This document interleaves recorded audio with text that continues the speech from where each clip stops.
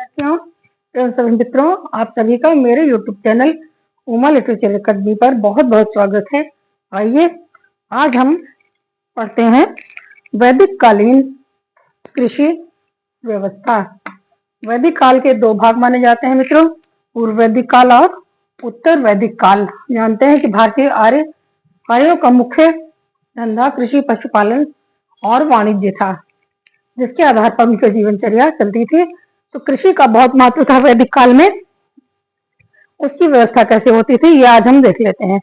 तो पहले हम ऋग्वैदिक काल का वर्णन करेंगे, फिर उत्तर वैदिक काल का। तो ऋग्वैदिक सभ्यता प्रधानता ग्राम प्रधान थी। आर्यों के गांव होते थे।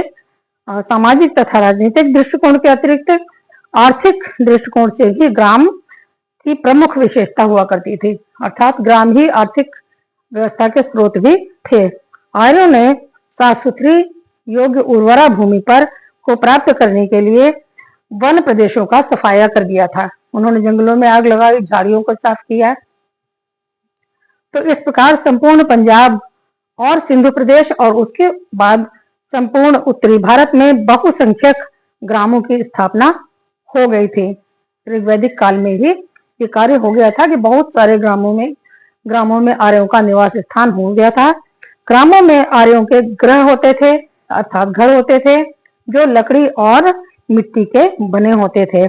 ग्राम निवासियों के खेत उनके घर के निकट ही होते थे, उन्हें अधिक दूर नहीं जाना पड़ता था। अपने खेतों के बीच में ही या आसपास ही वो घर अपने बनाते थे। घर की भांति खेत भी व्यक्तिगत संपत्ति होते थे, अर्थात उस समय खेतों में या भूमि पर कोई राजा आदि का अधिकार नहीं होता था, बल्कि व्यक्तिगत संपत्ति ही खेत होते थे। राजा अपनी प्रजा से कर के रूप में उपज का कुछ भाग लेता था। राजा भूमि का स्वामी नहीं समझा जाता था। इस समय पूर्व वैदिक काल में भूमि का स्वामी राजा बिल्कुल भी नहीं था। आर्यों की जीविका तथा समृद्धि का मुख्य स्रोत कृषि ही था, कृषि कर्म था। इसका ज्ञान उन्हें भारत में आने से पूर्व ही हो चुका था। ऋग्वेद में कृषि शब्द का उल्लेख अनेक बार आया है, प्रयुक्त हुआ है। इससे उनकी कृषि प्रियता का बोध होता है, अर्थात कृषि पहले उनका व्यवसाय अधिकतर पशुपालन हुआ करता था, लेकिन अब कृषि ने मुख्य स्थान प्राप्त कर लिया था और कृषि की प्रियता का ज्ञान हमको उनके ग्रंथों से होता है, ब्राह्मण ग्रंथों से होता है।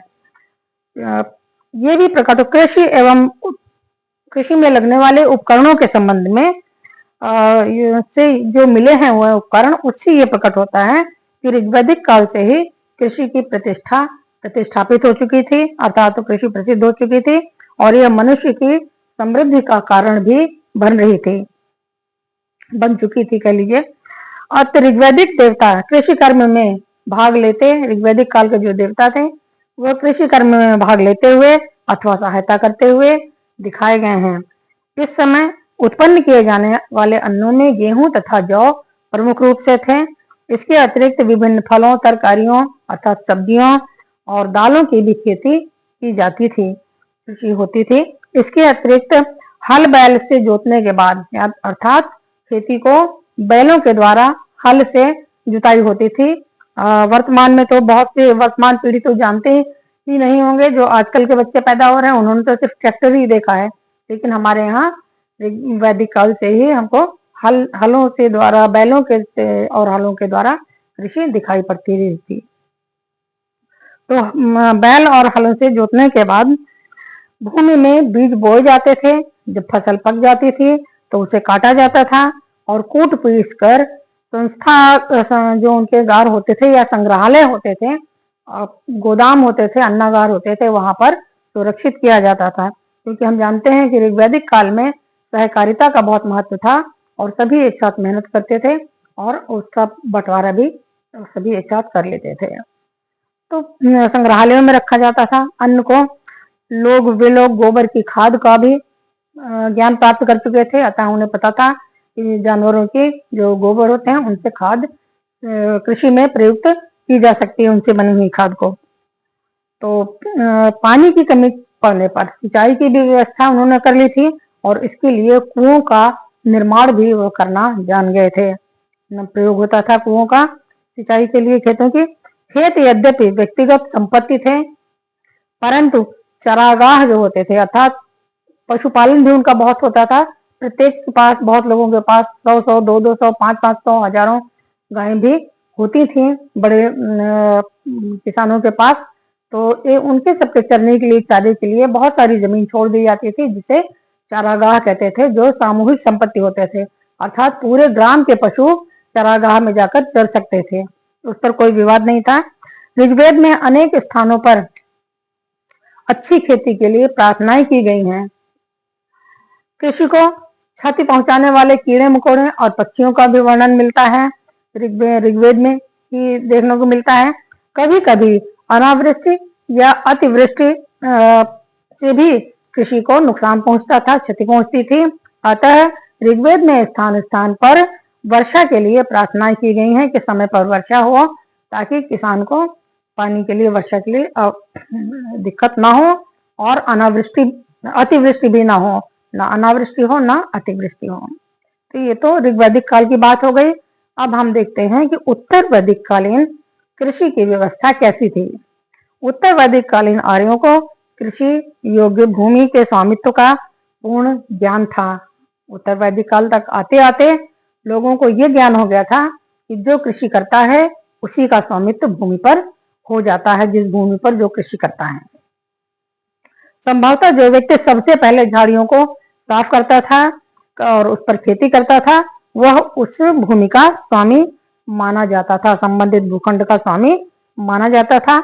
इस काल के साहित्य से ज्ञात होता है कि जंगलों को काटकर या कुल्हाड़ी से काटकर, जलाकर या कुल्हाड़ी से काटकर खेती के योग्य बनाया जाता था। कृषि के लिए कृषि की व्यवस्था बहुत बड़े पैमाने पर इस तरह हुई।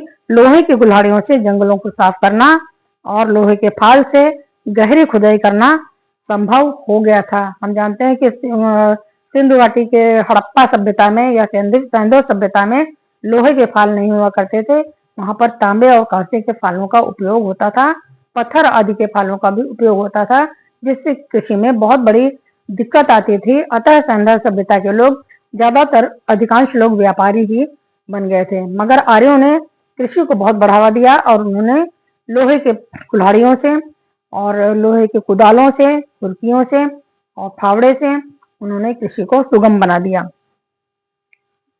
उत्तर वैदिक काल में राजा को भूमि स्वामित्व में ऋग्वैदिक काल की अपेक्षा कुछ अधिकार अधिक मिल गए थे। जो वैदिक कालीन राजा था, उत्तर वैदिक कालीन तक आते आते राजा के कह सकते हैं कि राजा के अधिकारों में कुछ वृद्धि हो गई थी, जिसमें कुछ उसका भूमि स्वामित्व का भी कुछ अधिकार उसे प्राप्त हो गया था। अथर्ववेद में कृषक तथा वणिक की उन्नति और समृद्धि के लिए अनेक प्रार्थनाएं मिलती हैं। ये व्यापार के लिए भी, वणिकों के लिए भी और कृषि के लिए भी अनेक प्रार्थनाएं मिलती हैं कि इनकी उपज कम न हो और व्यापारियों का व्यापार भी बढ़ता ही रहे। कृषि के उपकरणों का पर्याप्त विकास हो जाने के कारण पर्याप्त अन्न, खाद्यान्न उत्पन्न होता था। कृषि के जो उपकरण होते हैं खेती में काम आने वाले, हल, फाल, फावड़े आदि, उनका बहुत विकास हो चुका था और जिससे कि अन्न का उपज बहुत ज्यादा होने लगा था। शतपथ ब्राह्मण में कृषि कर्म में प्रयुक्त किए जाने वाले जो तरीके हैं, जैसे कि जुताई, फिर खेत की बुआई, फिर कटाई, कटाई के बाद अनाज की ओसाई आदि का उल्लेख मिलता है। काठक संहिता में 24 बैल वाले हल का उल्लेख है। आपको बता दें कि बृहदारण्यक उपनिषद में अन्न को ब्रह्म कहा गया है। इतना ज्यादा सम्मान कृषि को दिया गया कि कहा गया है कि अन्न ही ब्रह्म है। खेतों में उर्वरकों का प्रयोग किया जाता था।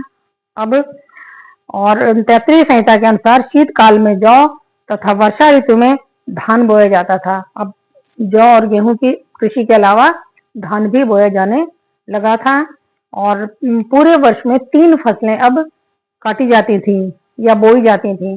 3 प्रकार की फसलें होती थी, जिसमें गेहूं, जौ, कपास, तिलहन, विभिन्न शाक सब्जियां तमाम प्रकार की तथा फल इत्यादि की पर्याप्त पैदावार होती थी। बगीचे आदि भी लगाए जाने लगे थे, फल भी तैयार किए जाते थे, जिससे कि पर्याप्त पैदावार होती थी। खेत व्यक्तिगत संपत्ति थे अभी भी, कृषक समृद्ध थे और उनका जीवन आनंदमय था। यानी अर्थात हम देखते हैं कि ऋग्वैदिक काल और उत्तर वैदिक काल में कृषकों का जीवन अत्यंत ही संपन्न और आनंदमय था, उन्हें किसी चीज की कमी नहीं थी। बाद में गुप्तोत्तर काल में जब सामंत व्यवस्था आई तभी कृषक शूद्र के समान हो गए। इतना इतना चूस लिया सामंतों ने उन्हें, इतना शोषण कर लिया कि वे बेचारे गरीबी को प्राप्त होते गए और वे शूद्र कहलाने लगे विशाल जनसंख्या के। और यहाँ पर देखते हैं कि कृषि के लिए पशुओं का प्रयोग किया जाता था। हम जानते हैं कि बैलों से ही हल चलते थे, पशुओं का प्रयोग किया जाता था, भैंसों का भी प्रयोग होता था। साथ ही इनका प्रयोग धन के रूप में भी होता था। पशु को धन भी कहा गया है, पशुधन धन के रूप में भी होता था। गाय को पूज्य समझा जाता था। आज भी हम जानते हैं कि गाय को भारतवर्ष में मां के समान दर्जा मिला है। और पशुओं के चरने के लिए चारागाह सामूहिक संपत्ति समझे जाते थे, जिसमें किसी का कोई विरोध नहीं होता था। पशुओं की प्राकृतिक खाद्य को मूल्यवान समझा जाता था। अब उसका महत्व समझ में आने लगा था। खेतों में यदि प्राकृतिक गोबर की खाद डाल दी जाए तो उसका उत्पादन बहुत अधिक बढ़ जाता है और स्वास्थ्य के लिए भी ये कोई नुकसानदायक नहीं थी। गाय, बैल, भेड़, बकरी, घोड़े, ऊंट, गधे, कुत्ते आदि पालतू पशु के रूप में दिखाई पड़ते हैं उत्तर वैदिक काल में। यहाँ तक कि इस युग में हाथी को भी पालतू बना लिया गया था। तो इस प्रकार हम देखते हैं कि वैदिक कालीन कृषि व्यवस्था अत्यधिक उन्नति थी, चाहे वो ऋग वैदिक कालीन रही हो और उत्तर वैदिक काल में भी कृषि व्यवस्था में उन्नति ही आई, ह्रास नहीं आया। तो आज के लिए इतना ही। बहुत बहुत धन्यवाद आप सभी को।